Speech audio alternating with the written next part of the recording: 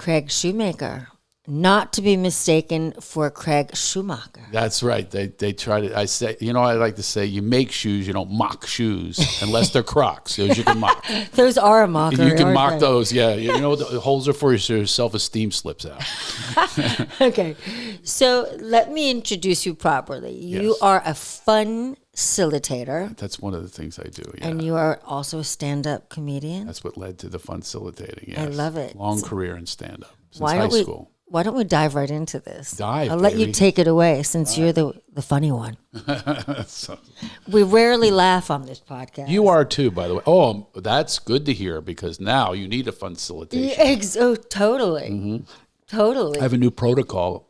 I'm sure you've been to sound baths. I can tell you're a sound bath. I have been to you have sound bath written all over you. I do a laugh bath. How does it work? It's very intentional laughing. It shifts your consciousness, shifts your vibration. I'm all about vibration. High vibration is everything in life, and laughter takes you there. It's a bullet train. You already answered the questions that I was going to ask you. So now where do we go from here? Where do we go? That's it. Where do we go? I've never had a podcast this short before. It was lovely meeting you. Lovely meeting Hopefully you too. Come back again. I didn't make you laugh. Well, I made you chuckle a couple times. I know you will. It really does. It takes you to this frequency that's so beautiful when you get to the laughs. I did a laugh bath at the Zion Healing Center. And I do this thing called chuckle chatter and guided laughitation. So chuckle chatter is you say out loud what your problems and issues are, your fears, your worries, your doubts, and stuff like that, your obstacles of life. You say it while you're laughing, like, my ex-wife stole $1 million from me. So you say it out loud. And at the end of it, you shift to the meaninglessness of it. It really put too much meaning in it. You put a new vibration out. So this one woman at Zion Healing Center, she says she's in rehab there. My daughter doesn't speak to me 10 years, right? And at the end of it, I'm an empath as you are. And I went, ooh, you know what? She's going to talk to you now because you're putting this new vibration out to the universe. You're inviting her into your life. Now it's not about what you want from her. It's none of that. I swear to God, the next day, her daughter called her. I had chills. She DM'd me on my Instagram. Well, that chuckle chatter worked. My daughter called me, and just last week I did a live Instagram, and her sister said, by the way, it worked. They're reconnected again. And it all happened from the laughter really puts out such a beautiful energy, and it's an inviting energy, and it takes down all your walls. So that's one of the things that I do. So do you think it's a gateway for consciousness? Yeah, it is. Oh, absolutely. It's a bullet train. It goes so fast. I have an app coming out. You're the first to hear it on a podcast. Oh. It's called My Laugh app, LAFF. It's actually up right now, but it's just about to be launched. And it's a reset. This is all neuroscience. In 90 seconds, you could reset. I could reset you right now. Why don't we try it? Ready? Yeah. Take a breath through your nose and let out a ha. Nice. I see a little smile. You're releasing healing enzymes. There you go. Ha. And watch this. And go ahead. Your body doesn't know the difference between a fake laugh and a real laugh. Just like your body doesn't know the difference if you're on a Stairmaster or on a hill. You're getting the results. You're releasing powerful endorphins, dopamine. All of those things are happening chemically in your body, and your mind, your body, and your spirit are all getting a reset just in that brief little moment. So that's what I take people through, intentional laughter. Once they get over, oh, this is stupid, this is silly, and all that, your body doesn't care about that either. It's really going, wow.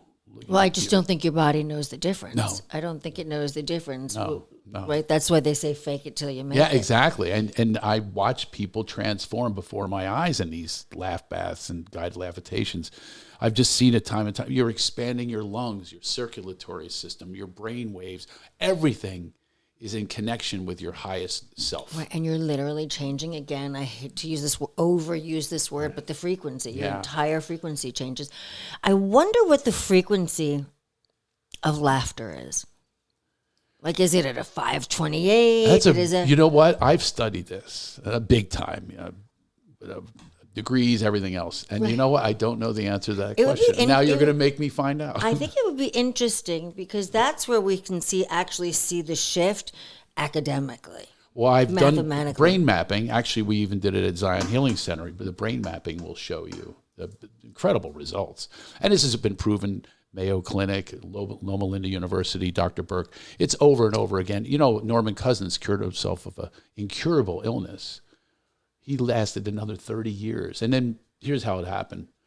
I've been doing comedy for years, very high level, Comedian of the Year, American Comedy Awards, Emmy, and all that stuff. It was all about me. Congratulations, by the way. It's okay. Comedy is all about the comedian, right? But yeah, exactly. It's about, maybe I'll get the waitress's phone number when I was first starting. I'll get attention that my mom and dad didn't give me, all that stuff. And then it got real. I did a movie called The Love Masters, character that I do in my act, and it was directed by one of my best friends, Michael Goldberg. He wrote Cool Runnings, Little Giants, and we bond through. I love Cool Runnings. Yeah, it's great, right? Great. That's an iconic. That's a cult flick. Iconic, funny film. Yeah, and it's for all ages, and it sticks with you. Anyway, my buddy Michael wrote that. He's one of the writers, and he also directed and wrote my first film, The Love Master. It's about my character, and Farrah Fawcett's in it, and George Wendt, and AC/DC. Anyway. Did you get Farrah Fawcett's phone number? Wow, she grabbed my junk. Did she? She did. Good girl. I know. I said, I was practically calling her Miss Fawcett. Thanks for doing my movie. We're in a car rehearsing, and she goes, shut up. I just want to know if that Love Master's real. And she reaches over. There was no horn in my crotch. I'm not Carrot Top. But yeah, she got a little bit girl, of... I knew I liked her. But I wasn't ready for my close-up. I was too nervous. Oh, dear. You fell short? Failure to launch? Fell short. I had an innie, like a belly button. I was ready later, but she wasn't. She was gone. But yeah, she was gone by that. You only have one shot sometimes at an icon. I had her poster on my wall. I couldn't believe that she did that. But anyway, and it goes to show you also she was doing it because she was a fan of my comedy. And that's why she did the movie for $100. And people love to laugh. They don't express it often, but they really love to laugh. It's so engaging and magnetic. I think it's getting harder and harder to laugh. Oh, yeah. Allegedly. We'll talk about that. Okay, let's talk about that because I love to laugh. And I was talking to someone the other day. It wasn't a conversation, it had nothing to do with you, sorry to say.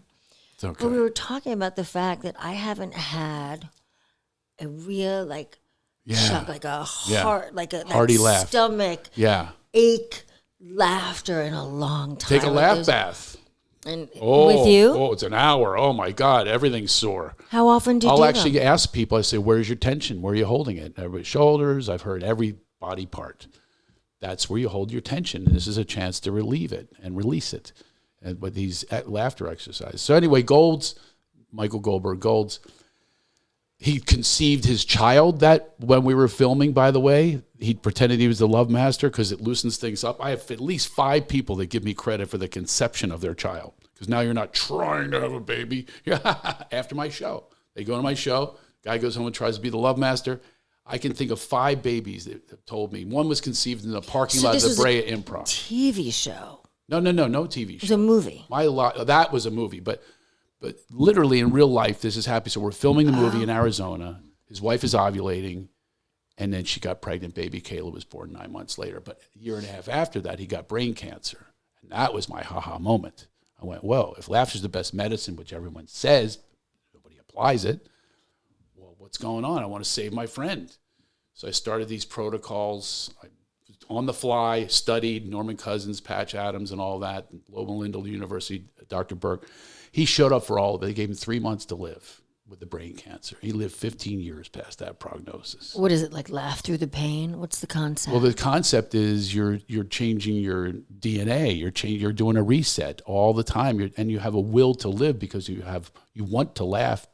By the way, these people that go through cancer, I mean, it's horrible, but the conditions they're under. So now I work with caregivers, nurses, doctors about their bedside manner. The guy never should have told him that he had 3 months to live. He actually begged him, don't tell me, and he told him. I think they have a moral obligation, don't they? No, absolutely not. To predict death. And by the way, he outlived it by 50. He probably outlived the doctor. So no, it's not right to do that. They're taught, I agree with you. They're taught to do that, and that's what we work with them on their bedside manner.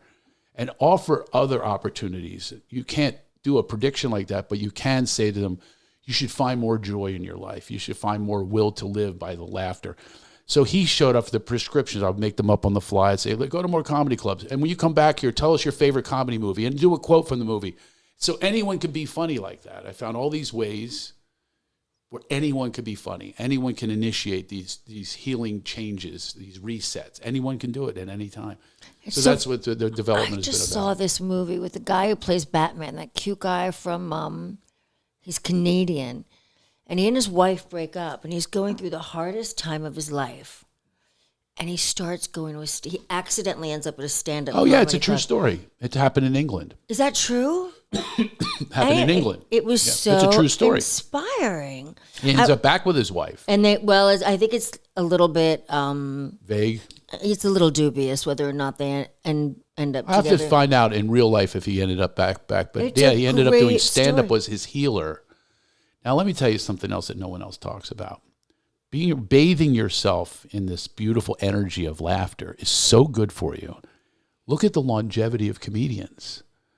We got Dick Van Dyke still alive, 100 years old. Mel Brooks turned 100 years old. Betty White, 100 years old. George Burns, 100 years old. Rickles, endless. Bob Newhart. So it's endless how long you live if you don't get drugs and alcohol. Right. It's like same with musicians if they don't die of drugs and alcohol. But how long look, Paul Anka is still going at it. He's in his 90s. The list is endless. Jagger looks like he's 20 up there.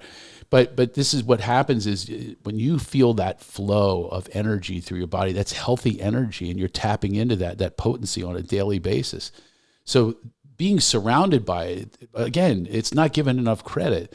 Look how long these people live. Norman Lear went to 100. Which is ironic because you do hear that comedians are angry and dark. That's correct. I will address that when you want to. Right now. Okay. No time like the present. And it leads to presence, by the way. Well, that's what I think the youthfulness is, the mindfulness, because you're in that meditative state when you're up there. Do you know when we're on stage, like I had a moment in this packed theater last year, and I've been doing this a long time, tens of thousands of shows, and I really had that moment where I went, wow, this is bliss. I'm not thinking about what's next, and I'm not thinking about what just took place. I'm in the presence like no other, and this is in front of hundreds of people. And that was the most beautiful feeling. And it was joyful, and it had that vibration of absolute just bliss. And I remember it so vividly. And it happened the following week too, which was weird. It wasn't recreated, but it happened in another packed theater. Well, it's clearly a calling, and it clearly has an addictive quality because these comedians, even after they're successful on television shows, they're always drawn back to stand up. That is true. That is very true. I don't know about myself. I think if I was able to, which it does look, I'm headed in that direction. If I can get this into this wellness business that I'm in, as a matter of fact, I was just talking to a partner on the way here. He goes, I'm not interested in the wellness part. Literally, we decided that today. He doesn't get it. He does not get the concept. He doesn't like the language. He thinks healing's phony. Great, fine. Oh, so, I know a ton of people like that, and I actually feel badly for them. Yeah. I don't feel bad for him. We designed a business plan that is only structured where he can understand the language of this is comedy, this is writing, this is a special, let's go. You take that. I have a wellness division to my company, and I'm much more attracted to that. And I've seen results, like I said, at Zion Healing Center, which is so much more attractive to me, to really help people, inspire them in a different direction. I mean, it's giving back. Yeah. It's gratitude. It's healing. I mean, it's so much more expansive. I call joy is my sole purpose. It's my sole purpose in life. That's all I want to do is just bring. So you were talking about like society or whatever. Is this illusion out there that we're not doing well? First of all, you mean that you're dark and you're angry? The people are dark and angry out there. People or comedians specifically? Well, you did mention that. That was I was talking about before that. You had said something about our society. Well, let's get back to the comedians. There are many comedians. You are right, and I think you can feel it in their comedy. You can feel it in their comedy. I think so too. When I teach comedy too. I say, like, I'm divorced, right? But if I go on stage and I'm still bitter about my divorce, people aren't going to laugh as hard as now. They'll laugh when I say, hey, tonight's show is a benefit show and all proceeds go to my ex-wife. Or if I say, she got half my jokes, I got left with the setups. So a priest and a rabbi walk into a bar, you want the rest, call my ex-wife. They can tell, well, you're laughing now. you can tell I'm not bitter. I'm way healed with my ex-wife. I just sent her flowers yesterday. So that's the way I want to live my life, is with that feeling that I can put to be of service to the world and not service to myself and all of that. So that's the connection that I'm looking for, that divine connection. And comics, a lot of times, one of my goals is comics are very cynical. A lot of them are, of course, are generalized. They're very cynical. That's what makes them funny to some degree. Sometimes. But again, if they're not towards the healing or heal, it's tough. Then it's just bitter. Right. And you see anger in the routine. It sits uncomfortably. I saw Sebastian Maniscalco talking about this. He stopped. He was like the angry guy, and now he's doing so well because he's connected to his true self, his authentic self. So you've got them over here. They're not into God, atheists and stuff like that. But I say, oh, you have plenty of God because you're truth tellers. You just don't want to call it God. It's semantics. And over here, the spiritual community, a lot of which I've been a part of, thinks you need to sit on a rock in Sedona for enlightenment. Too serious. So my goal is to build a bridge from the woo-woo to the ha-ha. And there's some place right here where we can all come together and have an understanding that you're not an atheist. You have this beautiful power inside of you that you're releasing and bringing God to the world. If you want to call it God, you're bringing joy and happiness. What a beautiful thing. Acknowledge it. But they won't because they're cynical. And all. Well, like you said, the semantics confuse them. Exactly. But the spiritual people are so serious. It's a killer. I'm amazed you would even have me on your show. I mean, people I want to be in that community, but the community is so serious. They only want the namaste. I have a saying, I'm stuck between namaste and kiss my ass. That's where I live in that zone. There's that pretentious yes, exactly. I like you, by the way. I just met you. I like you. Well, thank you. I like you too. I can tell I can tell like within minutes, I could tell you get it. You get where I'm coming from. You understand exactly where I'm coming from without even asking me. It's already there. I think that if you speak We're just meeting folks, by the way. We met 5 minutes ago. I walked into this house. I met a guy I thought was her son. It's not. And that's all I know. I know her nephew. He's not my young boyfriend either. He's my nephew. But I do believe that there is a whole new spiritual community, and they tend to be younger, and they're really open-minded, and they're just looking for tools to help you get through the day. And whatever that tool is, you just don't look down on it. If it's not your cup of tea, it's not your cup of tea. Move on. It's like the psychedelics, and not everyone's into it. Right. That's fine. Right. That's fine. If you're not called to it, you're not called to it. But the thing about laughing, it's like ecstatic dance. It has been in the rooms for a very long time. Yeah. Esalen has worked with laughter. Everybody has their techniques, but these techniques have not been deployed at scale or big time. That's one of my jobs, is to connect with people in the community and have them have an understanding that you don't need to be some of the I guess hands together. No, and that's fine. It's fine, but does it work? Yes, meditation does work. I'm not saying meditation. I'm saying some of the performative stuff, some of the, I know people, they're wellness grifters. They're on to the next thing, I know those too. Yeah. So there's so many of them. What I'm saying is, even you, the grifter, you're not a grifter if you're laughing at yourself. So let's all laugh at ourselves. Let's be self-deprecating. Let's have some fun with it and not pretend that we're all perfect all the time. We're silent all the time. We're peaceful all the time. Let's not pretend it. Let's acknowledge that and be truthful. That's where you're going to have your enlightenment. I agree. Oh, Listen to Gestalt is what I was thinking. Okay, Gestalt, yeah. So here's the one key to your puzzle that I question. In order for your process to work, there has to be somebody funny in the room. No, there does not. I mean, I train funsillitators, so I guess they're funny, but I have a theory of no jokes. And it's intentional laughter. My app is intentional laughter. It comes up, says, hey, you need a reset. You press a button, all of a sudden now you're giggling along. You have the giggle bites, all of these things that just make you smile. Healing enzymes are released the minute you smile. So it's just a matter of being in the moment and having those moments arrive for you intentionally, because you can have the intention. Once you have the intention of laughing, it's over. So now you just have the funsillitators that take you through it. It's just like my ex-wife does breath work, right? So what's breath work? You're volunteering to go.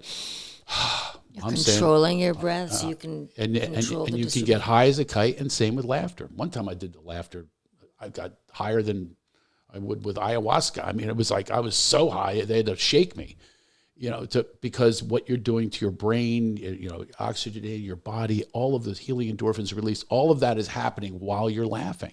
So this is a methodology that is not common at all. So one of my goals is to find the right partners, the right teammates. Let's do a laugh mob. I just did a laugh mob in Louisiana at a casino where you've seen flash mobs. It's music and people start, this one sings, this one sings. What the hell's going on here?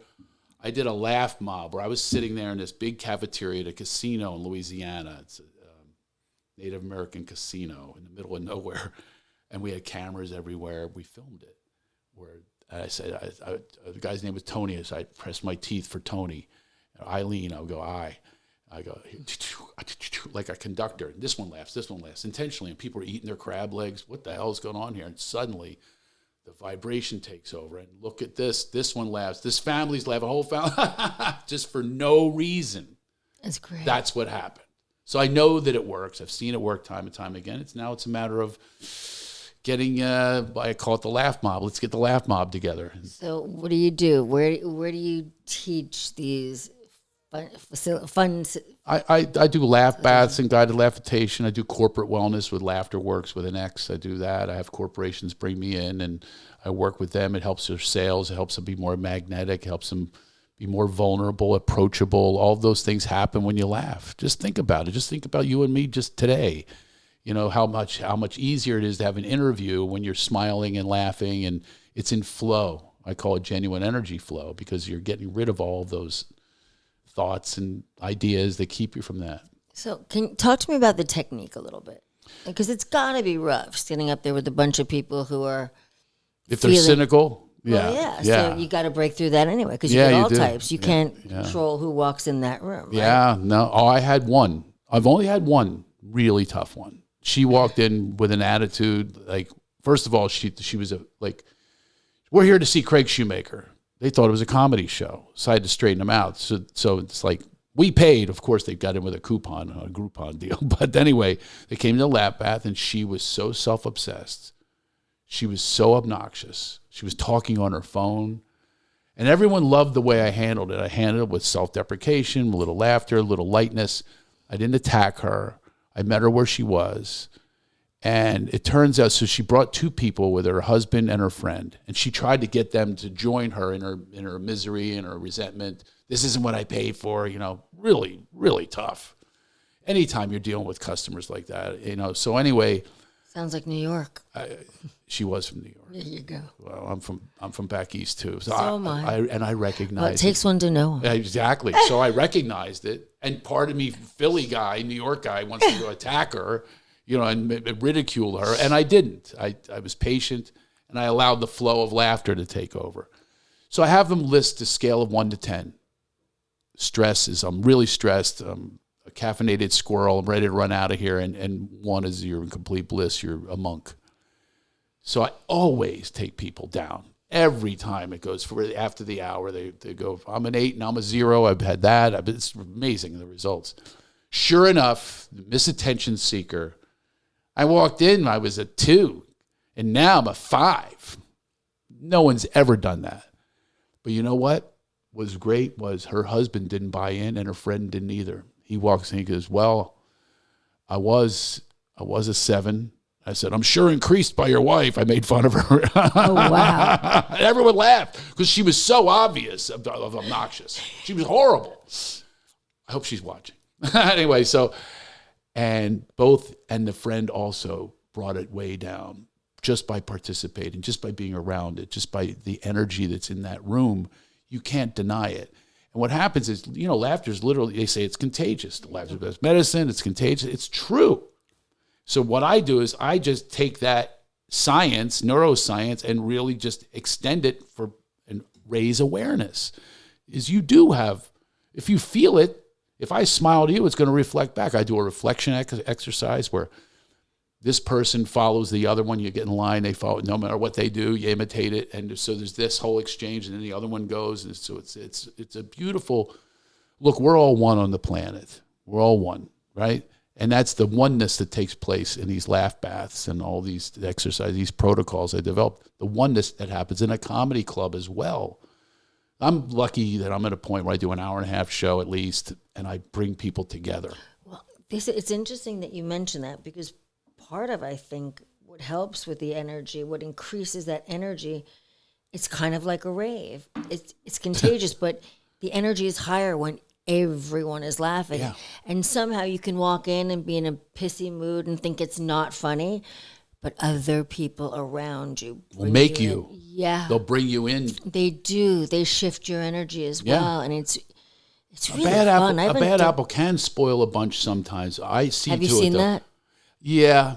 I mean, I've certainly had so many shows, but I've certainly seen it, but it's so much more dominant the other way with me. I mean, I'm lucky because I've been at it a long time and I became, an expert. So I know I can feel. That's another thing. An empath. I can feel. Good comics can feel. And so are you doing a routine up there when you're not the laugh baths? None of the wellness is anything to do, because comedy is subjective. And in this world that we live in, oh my God, the cancel culture, it's gone. The pendulum went way too far. I get it. We need to be tolerant and compassionate and all that, but it went way too far. Now it's victim society. Now it's completely. And now no accountability. Apparently, it's really impacted comedians. Oh my God. People have accountability-itis. They're nobody accountable. Let me be a victim. Let me find people to blame. So I have a saying, I have T-shirts now, stop global whining. Oh, I love it. I think it's worse than global warming, because global warming, you could put your trash in the right bins. You're not going to help the climate. But this, you can help the climate by changing your climate. Agree. It brings it's such a You bring downer. people down when you're complaining and whining all the time. Activist burnout. Like they're just and they're virtue signalers. They're really not serving any good purpose at all. I said, okay, you hate so-and-so. Where's your solution? Where's your solution within you, within your realm of possibility? Are you're going to wait every 4 years to have an election? You get one vote, barely, even if that's counted.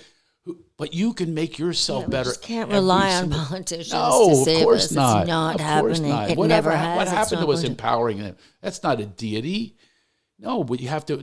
They're not a deity in any direction either. They shouldn't affect your mood.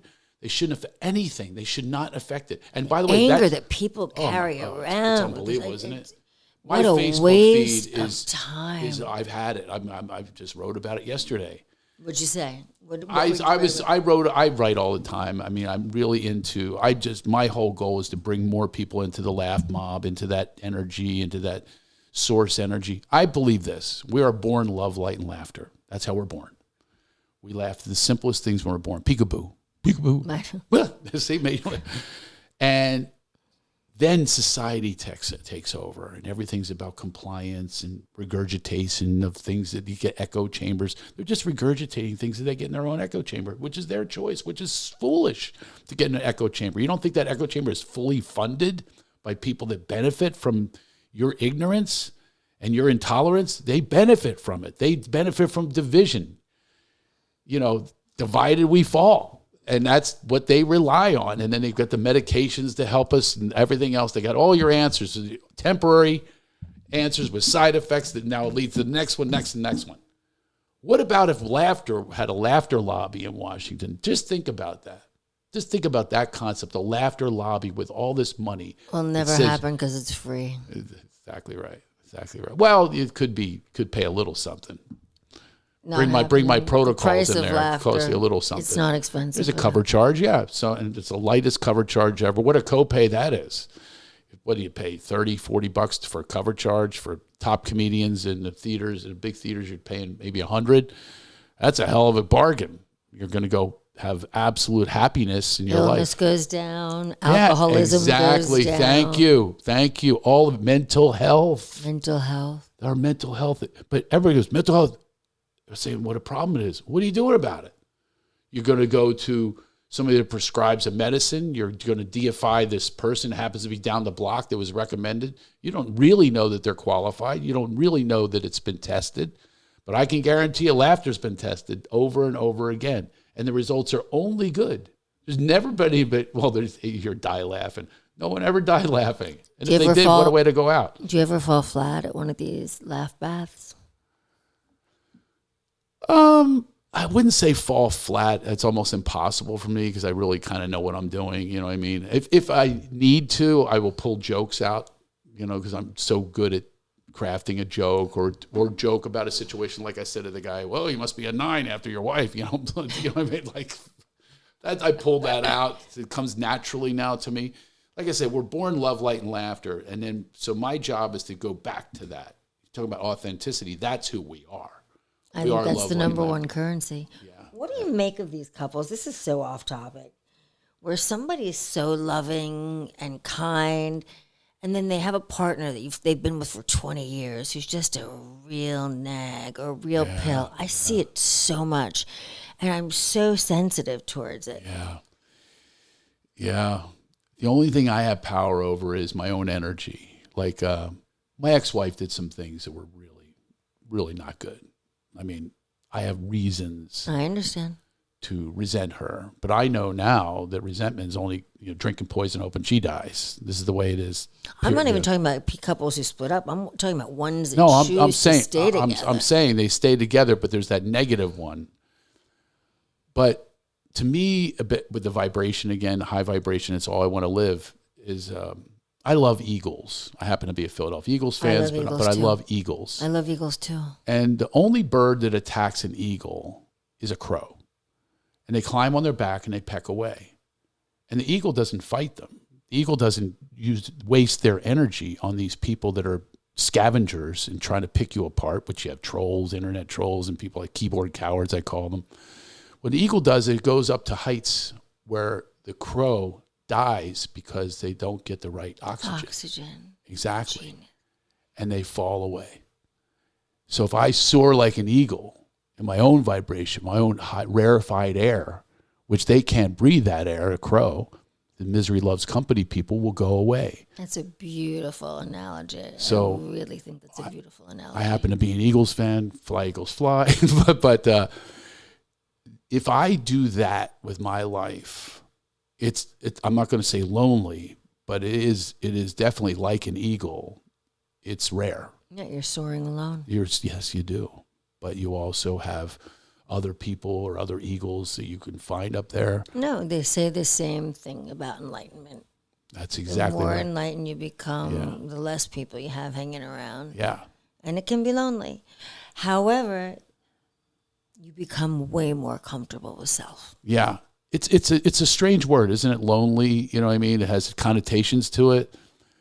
But it is like, I'll give you an example. Sometimes I'll feel alone, which I think is different than lonely. I'll feel alone and want to contact someone.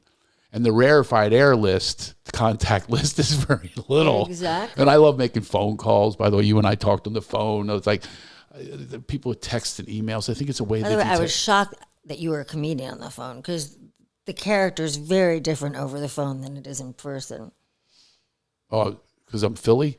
I don't know what it was. I'm like, is this guy going to be funny or what? And then as soon as you walked in the door. Sorry I disappointed you. Oh, you didn't. I was perplexed for a moment. Yeah. Well, it's not a 24/7 thing, and people have expectations. This is why I rarely even say I'm a comic. If people don't know that I'm a comic, I don't say it. I don't lead with it. I lead with my energy. It must be such an exhausting pressure. It can be. I've learned how to deal with it. And listen, I made it in all the ways you can make it. Emmys and Comedian of the Year, American Comedy Awards. And this is symbolic to me. So I had 10 photographs in a dream in the New York Times, 3 pages about me. And you know what? This tells you how life is, how it's about presence and nothing to do with accolades of someone else's choosing. By the way, all awards are someone else's choosing. Yeah, it's a popularity contest. Doesn't make you any better, any worse. It's now on my wall, and it's so faded. It's in sepia. It looks like it was written in the Civil War. It looks like Custer's last stand-up. When was it written? 98. I was a sitcom waiting to happen. I can't take it because I love musicals. I'm such a musical guy. Always have. And my mom loves musicals. So it's been passed on. We're all Les Mis chip freaks. off the old block. What's you're that? Proud. Chip off the old block and you're proud. Oh, my God, yeah. And I might someday want to be in a musical. You know what I mean? Maybe someday I'll be in Hamilton. I'll be the king. You say... The price of my love's not a price that you're willing to pay. You're making me uncomfortable. You cry. I think for the people who love musicals. You don't love musicals? No, I think that people who don't feel that same sense of that extreme dislike of musicals. And you're one of them? So I them? think there's a polarity there. I don't see many people in the middle. Yes, I'm one of those people. You don't like musicals? I do not like musicals. Wow. They make me highly uncomfortable. I didn't have you down for that. Oh. That's my one instinct. It was not true. Dislike wow. intensely. I won't be breaking into Javert. Oh, you can break in. No. Please. I know my audience now. You got to know your audience. You got to read the audience. You can make me laugh. Yeah, I make you laugh not by doing Javert, that's for sure. Make you ick. Yeah, what did you watch growing up, and where did you grow up? New York? I grew up in Manhattan on the Upper East Side. And what did you watch growing up? What was your jam? Your television? You're a little kid. You turn the TV on when you get home from school. I Love Lucy for sure. Right? For sure. The chocolate episode. I mean, it's just endless. She was unbelievable. Like that was, and the story of how she invented the camera system. She was a genius, and he was too. But I tend to go dark now. But what about when you were a kid? What are your other reruns? Remember they were called reruns? I didn't do a lot of comedy stuff. No? No. Oh. I didn't get into Friends no, I didn't. Really? No, I kind of like period pieces. Seinfeld? No Seinfeld? No. Wow, that was a big no. And for that was worse than musicals. And for me, I would say that the one that really gets under my skin the most, I'm going to be accused of being a heretic on this, but it's that Larry David. Wow. That's interesting. I go both ways with him. I relate to some of it because I'm a curmudgeon. My kids call me a curmudgeon. But they also call me opto for optimistic. So I go both ways. He does not. He only has one way. I just feel like overacting. I feel like high anxiety. Like he makes me uncomfortable. I totally get you. And look, I'm done like going after Donald Trump. I quit that. It's so boring. It's so boring. It's so boring. All you're doing is, again, stop global whining. Just stop it. You're doing no purpose. You're serving your own people. They'll say, you go, you're right. Oh, look, I posted another, he's a rapist. Oh, that's what it is now. There's no solutions at all. My solution is, where's your laughter? Where's your joy? That's what you want to pursue happiness in this country. Okay, so this has been fun. This is a blast. I'm going to go pick up my kid now. Yeah. Tell people how they reach you. Well, Instagram, I'm official Craig Shoemaker. So it's official Craig Shoemaker. Okay. Or craigshoemaker.com. Okay. You'll see where I'm performing. You'll see where I'm doing different. When's your next performance? Oh, I've got tons of them coming up. I have a whole East Coast swing. Atlantic City, outside of Philadelphia. The Poconos. I'm going back to the Poconos, babe. Not on a mule. No. Not on a mule. Real pleasure meeting you and hanging with you. Yes, this was all a beautiful thing, but I'm going to go pick up my son and go hang out and play some pickleball. Go at it. Lovely to meet you. You too. Thank you. You're welcome.